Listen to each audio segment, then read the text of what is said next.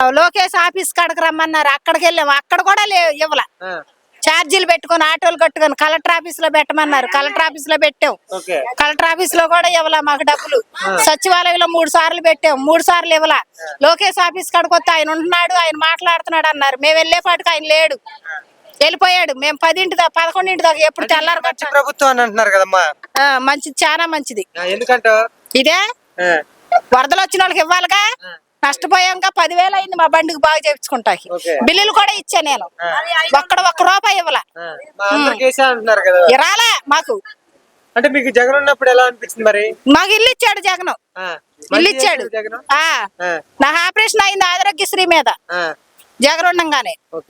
ఇల్లు ఇచ్చాడు నాకు ఉచితంగా, అద్దెకుంటున్నానని.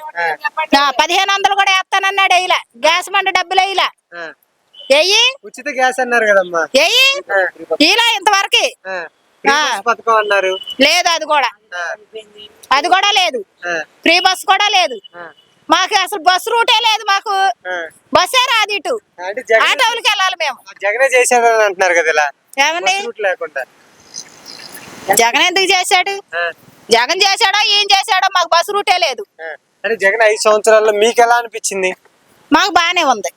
45 సంవత్సరాలు డబ్బులు వచ్చినాయి, మాకు ఇల్లు వచ్చింది, పథకాలు వచ్చినాయి. మా మనవడికి మనవరాలకి అమ్మఒడి పడింది.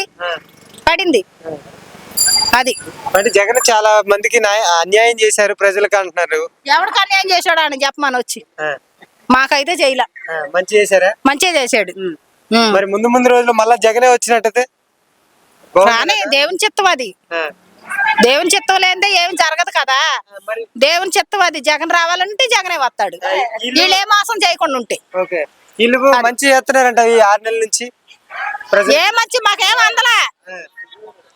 అందలా నేను చెప్తున్నానుగా. ఎక్కడికి వచ్చి చెప్పమనే చెప్తా.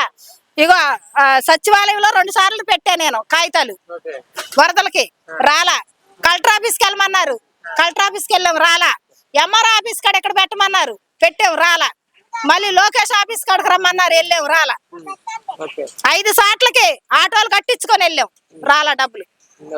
అది జగన్మోహన్ రెడ్డి గారి గురించి మీరు ఏం చెప్తారు? అసలు మంచోడని చెప్తా.